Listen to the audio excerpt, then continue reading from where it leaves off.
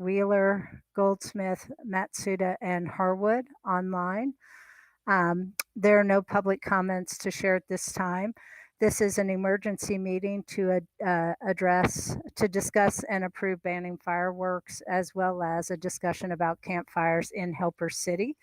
We have our fire chief and police chief participating. Our fire chief asked for this action directly. So, Chief Montoya, do you want to speak to your concerns and why you think this is important?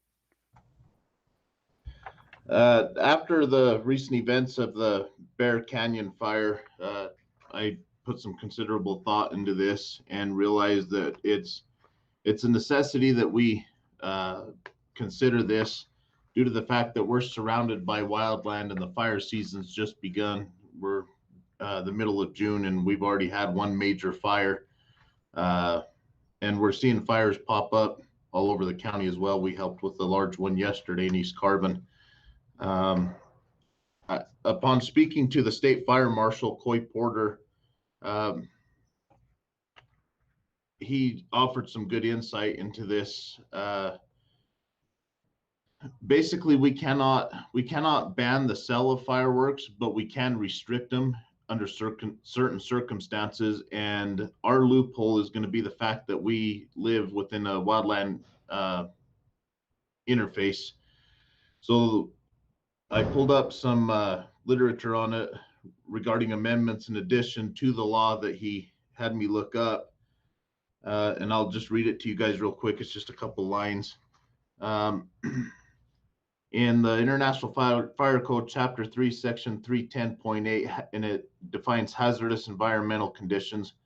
When the fire code official determines that existing or historical hazardous environmental conditions necessitate controlled use of any ignition source, including fireworks, lighters, matches, sky lanterns, and smoking material, any of the following may occur. If the existing or historical hazardous environmental conditions exist in a municipality, the legislative body of the municipality may prohibit the ignition or use of an ignition source in mountainous, brush-covered, forest-covered, or dry grass-covered areas, and then as well as within 200 feet of waterways, trails, canyons, washes, ravines, and similar areas. The wildland urban interface area, which means the line area or zone where structures or other human development meet or intermingle with undeveloped wildland or land being used for an agricultural purpose. So that's basically Helper all the way around.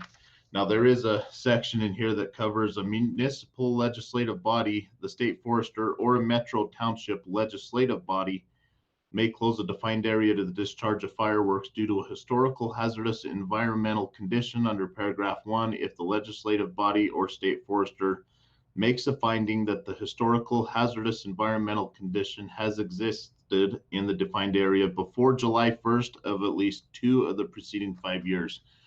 We're covered in that in the last 10 to 15, I do believe. I can't think of a time when Helper's been green. So as far as liability and whatnot, I think we're covered under this section that I just read to you guys regarding the wildland interface and whatnot. When it comes down to it, one of the things he suggested is maybe come up with a spot that we could allow the public to light fireworks. I can't think of a safe spot that's going to be free from any dry material that's going to burn, even if we do it at the cemetery, because you got heavy grass off the hillside, you got heavy grass going up the mountainside. I can't think of any safe places to even consider allowing that, even if it is a parking lot.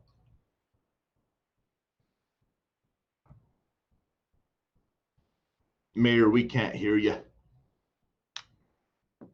I just wanted to say thank you to you and all of the firefighters who have been out there daily protecting our lives, protecting our homes. This to me is just common sense. This request coming from you and also from Chief Gelati. So I open it up to council discussion. Are we proposing a fine attached to this? Chief, is there something in our ordinances about that? Or I think we had talked about that. Yeah, there's an ordinance or a state statute that would apply or in some form or manner. I thought I saw that Wellington City did $1,000 fine. Is that like standard or? That is correct. It That is was a few days ago. I could have my numbers wrong, but that's what I thought it was. on page 2 of this. It does cover the $1,000 fine portion of that for any violations with negligence or anything. I support that. Okay. Otherwise, people would ignore it. So I want to clarify too, are we like all kinds of fires, campfires within the city? Because I know some people are going to want to have their little backyard thing, and as far as I'm concerned, no Our fire. propane, One of the issues that did come to mind is Tom Lund's RV park, where it's kind of a setting inside that park for the campfires. I have drove around the area. The only area that's really at risk that I can see possibly is roadside, and it's on the other side of the road.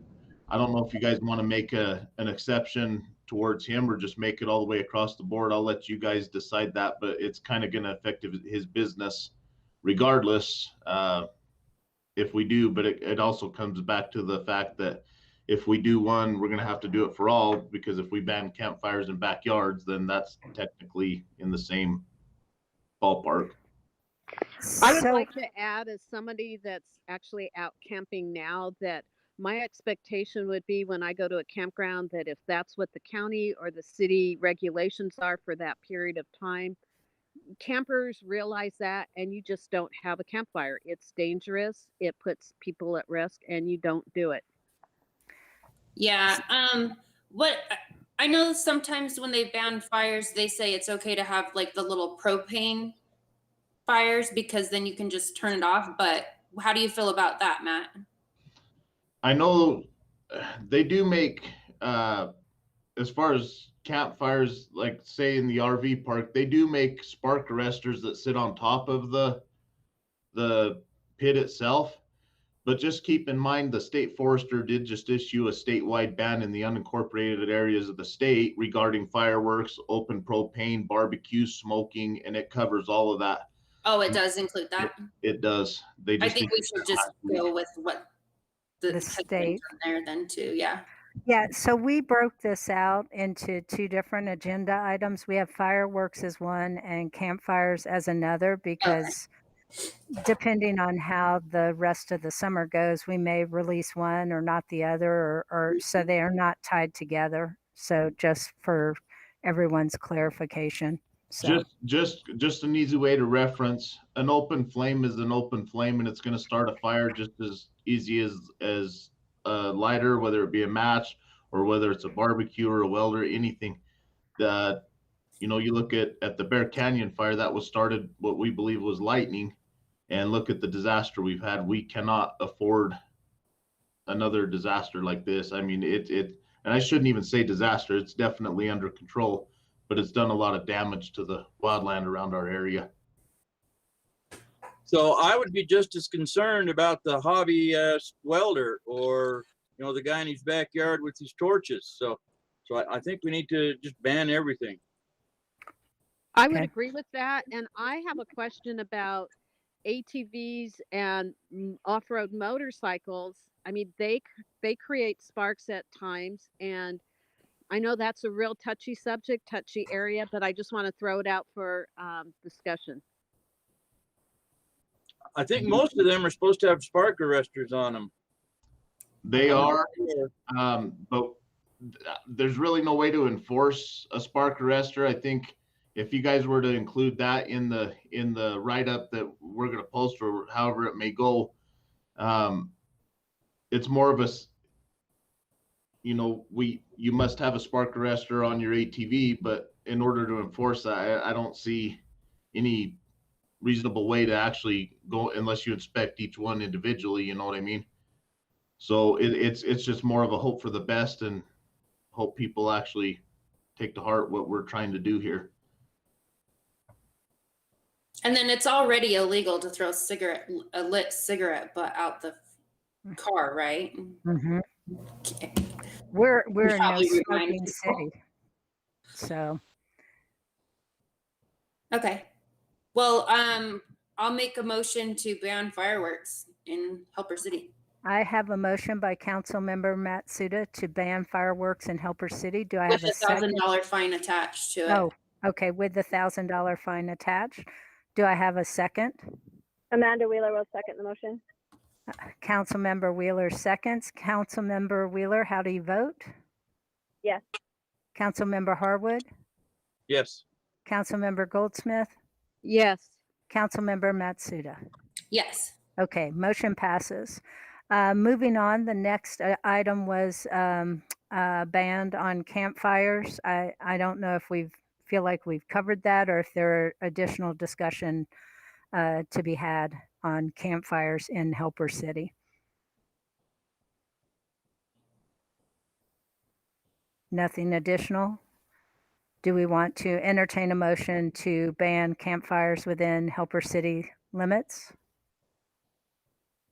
I'll make the motion to ban campfires in Helper City limits. I have a motion by Councilmember Matsuda. Do I have a second? I'll second. Have a second by Councilmember Goldsmith. Councilmember Wheeler, how do you vote? Yes. Councilmember Harwood, Yes. Councilmember Goldsmith, Yes. Councilmember Matsuda. Yes. Okay, motion passes. Chiefs, I would ask, if you are considering other items, should we present those on our next agenda to discuss, like when they're talking about ATVs or welding or these other activities? Should we plan to entertain that at our regularly scheduled meeting? Are we okay with that? I think we've got time to go ahead and discuss it where you guys have a meeting in the next 2 to 3 weeks. Yeah, I think for the most part, and I agree with Council Member Harwood that yes, we need to include that, but I think there's still time for discussion to come up with a solid okay, backing to it.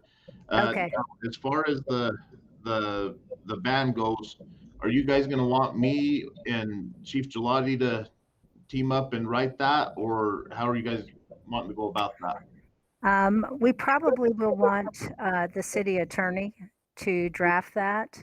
Okay. So that we can get it published and everyone can keep it in their back pocket. It's just so dangerous right now. We can't Okay. So risk. keep in And then- mind, according to this statute, a person can sell fireworks beginning, this is state law, June 24th. So we've got very little time to before the sales go out. What I want to avoid is people actually buying them, which they're going to buy them anyway, and we're going to have our lawbreakers. It's just the nature of it. But I want people to have enough time to know that this ban was in place long before they bought their fireworks, so they don't waste their money on them, because they're not going to be able to take those back. Well, Right. and that's what I'm thinking too. Like, I don't want anyone to have like unnecessary hardship with a $1,000 fine because they just simply didn't know. So maybe we need to reach out to the radio and just have some signage, so that people have a fair chance of knowing. Right. So they don't, accidentally do that. So the radio station is coming to interview me at 5:30. They're waiting for the results of this meeting. Perfect. So we'll get that message out as quickly as we can.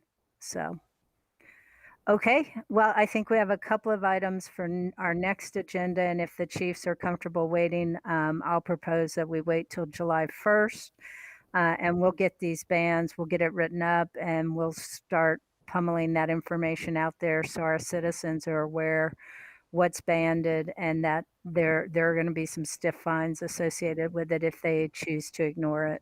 So, Maybe, Mayor, are you okay with me getting something printed from one of the places in town so that we sure. can have signage up during Helper Saturday vibes? So just to start spreading Yes. the word. Okay. Absolutely. We have And then some I can add it frames to our that we can website use. and our social media links too. So Okay. we'll get it out there.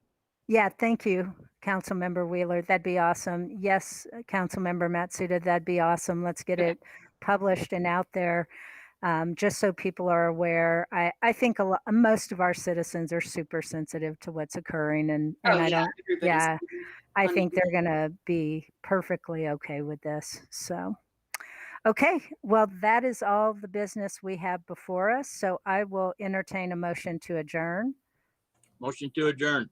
Have a motion to adjourn by Councilmember Harwood. Do I have a second? I second. Have a second by Councilmember Goldsmith. Councilmember Wheeler, how do you vote? Yes. Councilmember Harwood? Yes. Councilmember Goldsmith? Yes. Councilmember Matsuda? Yes. Okay, thank you, Chiefs. Stay safe out there. Thank you, council. Thanks, everyone.